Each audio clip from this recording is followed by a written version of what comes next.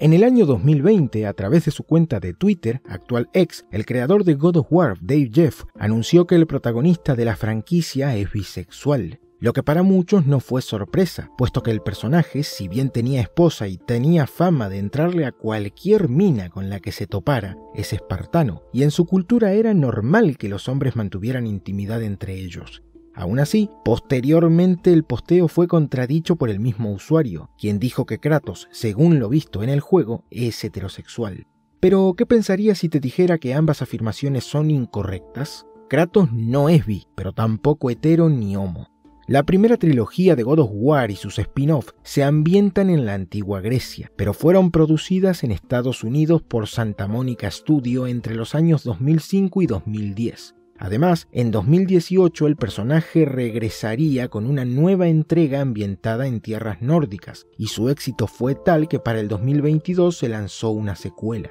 Estamos ante un producto del capitalismo contemporáneo, una figura de la cultura popular, un reflejo de nuestra concepción moderna de la realidad, por lo que Kratos y su mundo referencial se interpretan de acuerdo con la superestructura ideológica moderna. Y esto pasa incluso si hablamos de personajes históricos o míticos de la antigüedad, como cuando decimos que los hombres atenienses y espartanos eran gays. Análogamente válido, sí, pero técnicamente anacrónico para una descripción precisa de su realidad. En su contexto no existían orientaciones sexuales y mucho menos una noción de identidad basada en ellas, sino prácticas y roles de masculinidad y feminidad. En Esparta, por ejemplo, se creía que la vinculación afectiva o los encuentros íntimos entre soldados fortalecían la camaradería y se consideraban vitales para la cohesión del ejército. Así, un adulto masculino podía hacerlo con un joven siempre y cuando asumiera un rol activo y dominante, es decir, siempre que fuera el amante, Erastés, y no el amado, Erómenos, y se esperaba que el mayor guiara y protegiera a su subordinado, quien a su vez se esforzaría por ser digno de la admiración de su superior.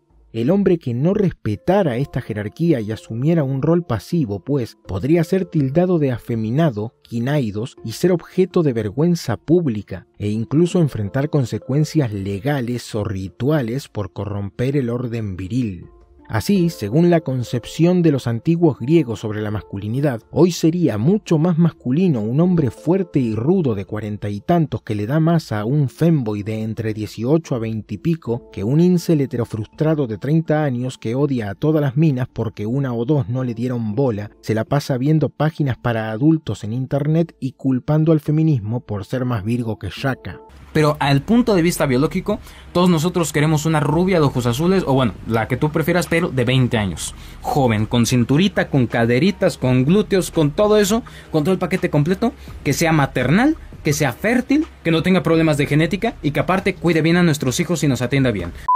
La cosa cambia con el cristianismo de la Edad Media, donde la Iglesia Católica, principalmente influenciada por el pensamiento de San Agustín, quien asoció el deseo con el pecado original, mantuvo por años una visión restrictiva de la sexualidad, considerándola solo para la procreación dentro del matrimonio. Así, todas las prácticas, conductas y relaciones inadecuadas se consideraban contra natura y pecaminosas. Aunque estas ideas empiezan a cuestionarse durante la Reforma Protestante iniciada por Martín Lutero en 1517, quien argumentó que el sexo era una creación de Dios y que no había problema siempre y cuando se practicara dentro del matrimonio entre hombre y mujer. Desde la perspectiva de la Iglesia Católica Ortodoxa, pues, no solo se condenan las relaciones entre personas del mismo sexo y los encuentros extramatrimoniales entre individuos del opuesto, sino también la autosatisfacción, el uso de anticonceptivos y las prácticas no convencionales. En cambio, en el protestantismo hay más diversidad.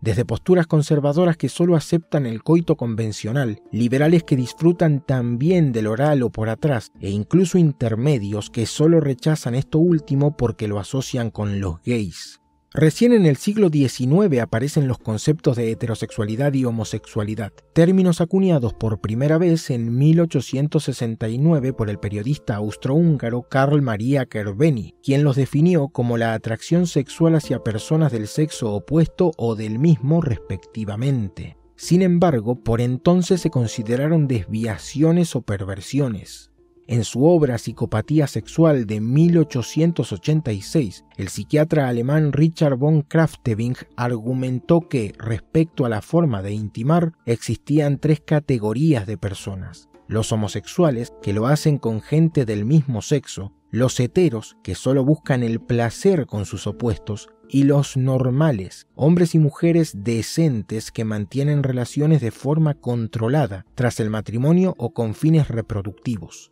Sí, la heterosexualidad no siempre tuvo la connotación normativa que hoy se le atribuye. En 1901, por ejemplo, el diccionario médico de Dorland la definía como apetito sexual anormal o pervertido por el otro sexo, y aún en 1923, el New International Dictionary decía pasión sexual mórbida por una persona del sexo opuesto. Pero a lo largo del tiempo, especialmente por la revolución sexual entre las décadas de 1950 y 1970, el término se resignificó y pasó, por analogía, a abarcar incluso a las relaciones no procreativas entre hombre y mujer. La homosexualidad, por su parte, continuó siendo criminalizada y considerada una patología durante gran parte del siglo XX. No obstante, la primera marcha del orgullo gay realizada en Nueva York en 1970, tras los disturbios de Stonewall, contribuyó a visibilizar la lucha por los derechos y libertades individuales de las personas homosexuales, y finalmente la falta de evidencia científica llevó a que la Asociación Americana de Psiquiatría y la Organización Mundial de la Salud la eliminaran respectivamente de su manual de diagnóstico en 1973 y de su lista de enfermedades mentales en 1990.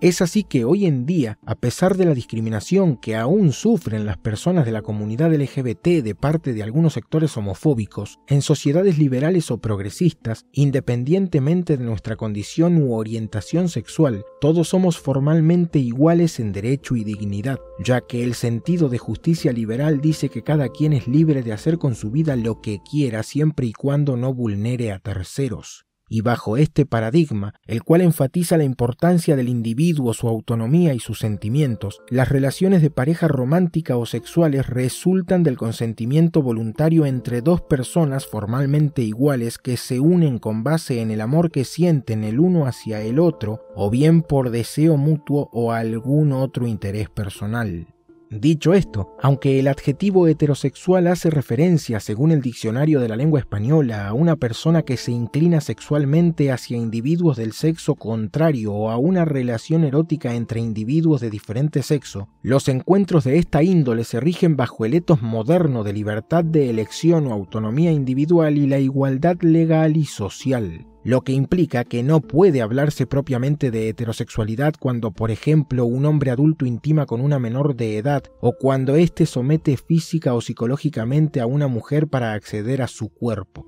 Y lo mismo, por supuesto, sobre la homosexualidad. Así pues, las relaciones hetero y homo son en tanto no constituyan pederastia, abuso, violación o incesto. La sexualidad humana y las formas en que nos relacionamos se expresan e interpretan siempre a través de la sociedad y su cultura. En este sentido, el hecho de que Kratos estuviera casado con Lisandra o se acueste con varias féminas a lo largo de la saga no lo hace heterosexual, porque los hombres y las mujeres espartanos no eran legalmente iguales y se relacionaban de acuerdo a determinados cánones de masculinidad y feminidad con fines reproductivos, no por la atracción sexual de uno hacia otro o a partir del amor. De igual modo, si el personaje intimara con varones jóvenes a su cargo, como era común en su tierra, no implicaría bisexualidad porque habría una relación jerárquica socialmente impuesta de acuerdo a determinados cánones socioculturales, no un contrato entre pares basado en la atracción sexual mutua.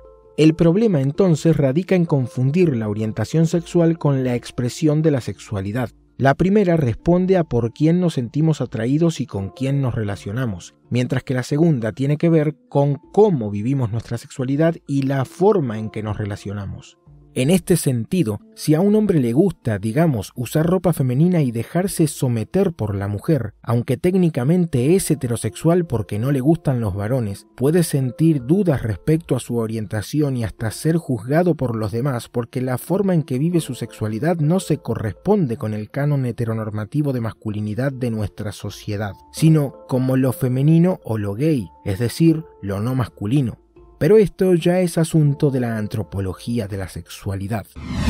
Y nada más, mis fieles, esto sería todo por el momento. Si les gustó, no se vayan sin dejarme su pulgar arriba, comentar, compartir el video, seguirme en mis redes sociales y suscribirse al canal.